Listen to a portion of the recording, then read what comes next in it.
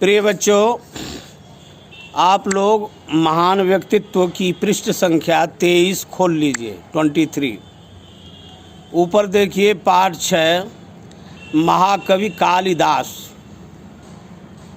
मैं आशा करता हूँ कि पाठ 5 समुद्रगुप्त के विषय में सारे प्रश्नों का उत्तर और सारांश अपने होमवर्क की कॉपी पर लिख लिया होगा।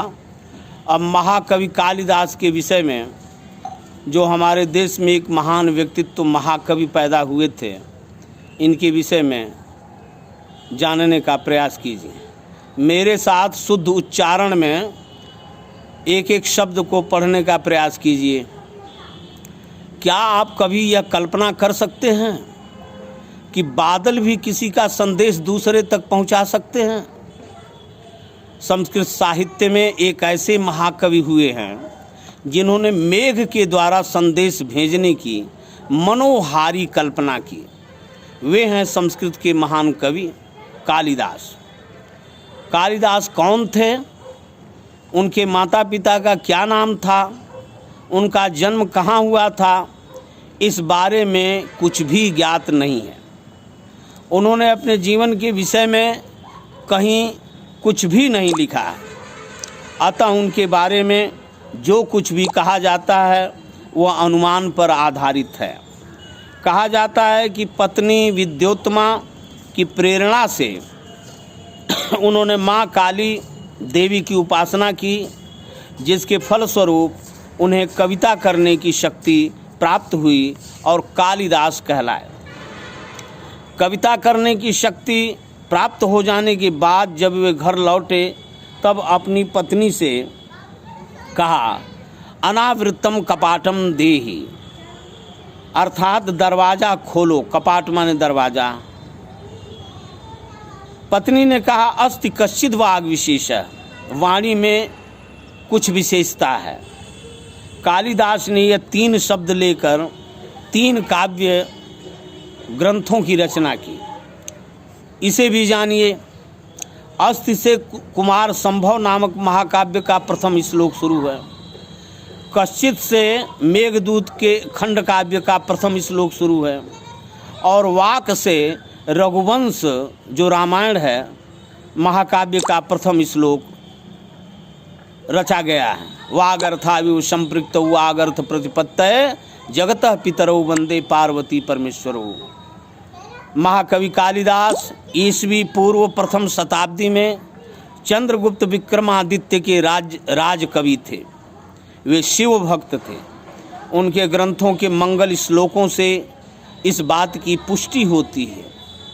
मेघदूत और रघुवंश के वर्णनों से ज्ञात होता है कि उन्होंने भारतवर्ष की विस्तृत यात्रा की थी।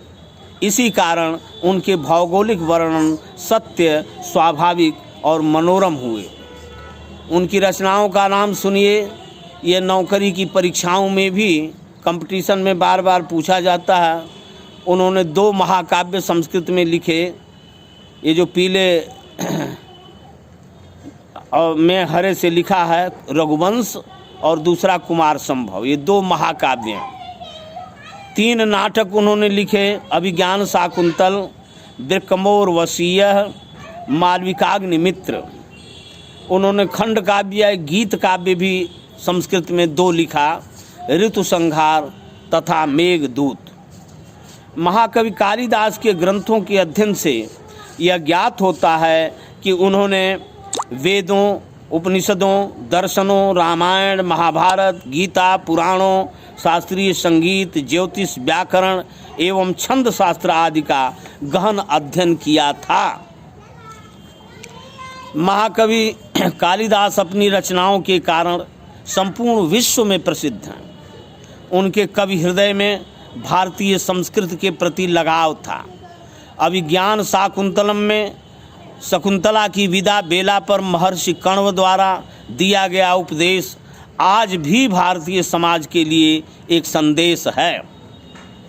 अपने गुरुजनों की सेवा करना, क्रोध के आवेश में प्रतिकूल आचरण व्यवहार न करना, अपने आश्रितों पर उदार रहना, अपने ऐश्वर्य पर अभिमान न करना, घमंड न करना, इस प्रकार आचरण करने वाली स्त्रियां गृह लक्ष्मी के पद को प्राप्त करती हैं। ये महर्षि कण्व ने शकुंतला की विदाई के समय जो उपदेश दिया था, आज सारा जगत इस संदेश को मानता है।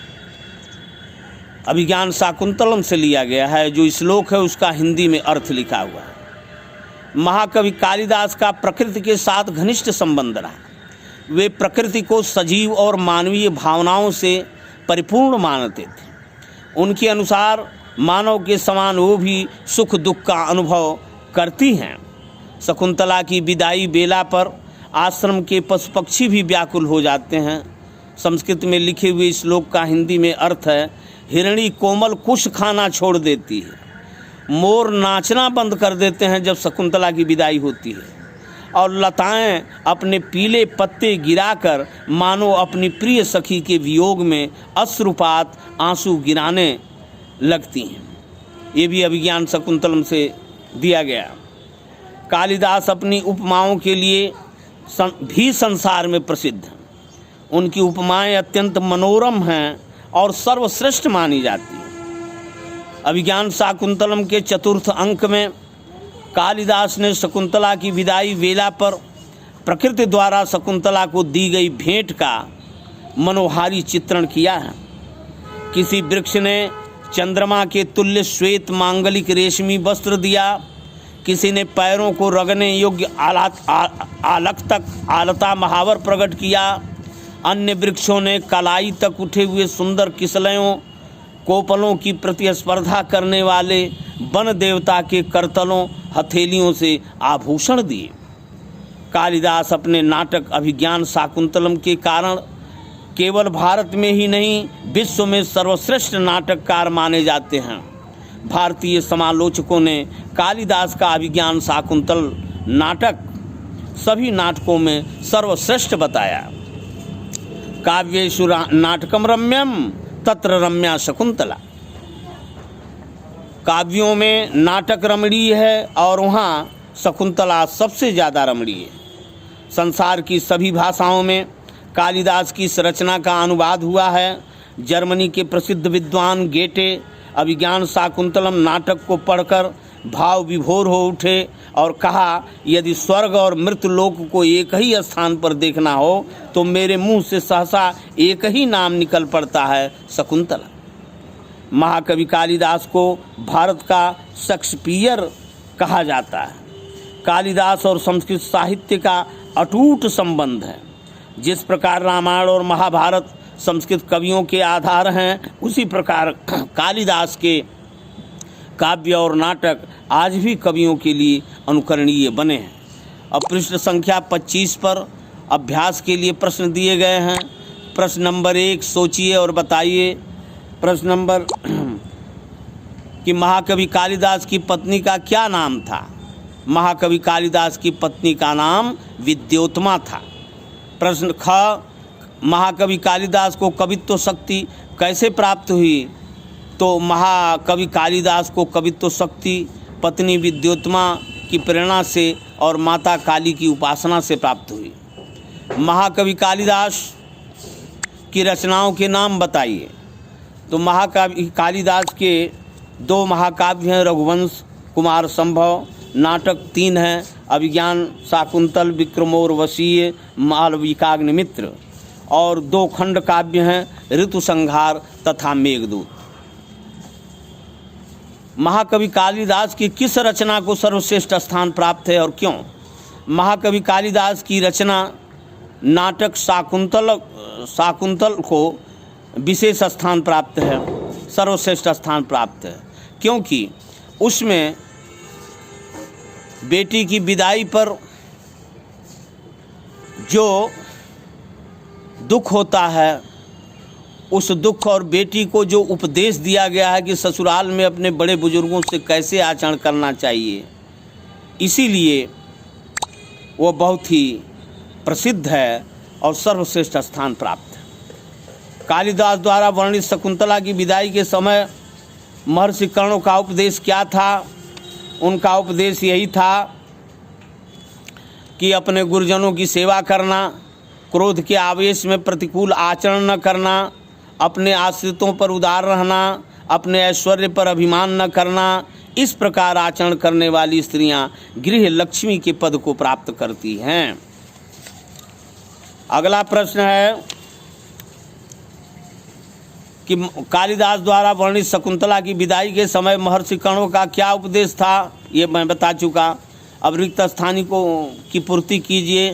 प्रश्न नंबर 2 का, तो जहाँ ये रिक्त स्थान है उसकी जगह पर हो जाएगा शाकुंतल। शाकुंतल को विश्व का सर्वश्रेष्ठ नाटक माना जाता है। महाकवि कालिदास ने रघुवंश और कुमार संभव महाकाव्यों की रचना की।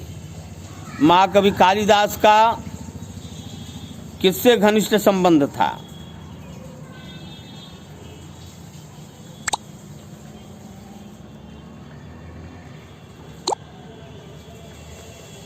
महाकवि कालिदास का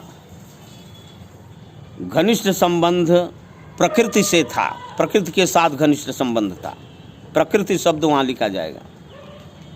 और महाकवि कालिदास को भारत का शेक्सपियर कहा जाता है।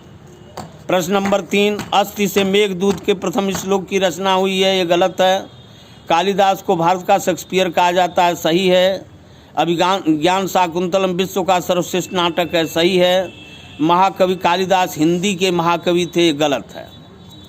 सारे प्रश्नों का उत्तर अपने होमवर्क की कॉपी पर कर लेना और कालिदास का सारांश भी लिख लेना होमवर्क की कॉपी पर और उसे याद भी करना।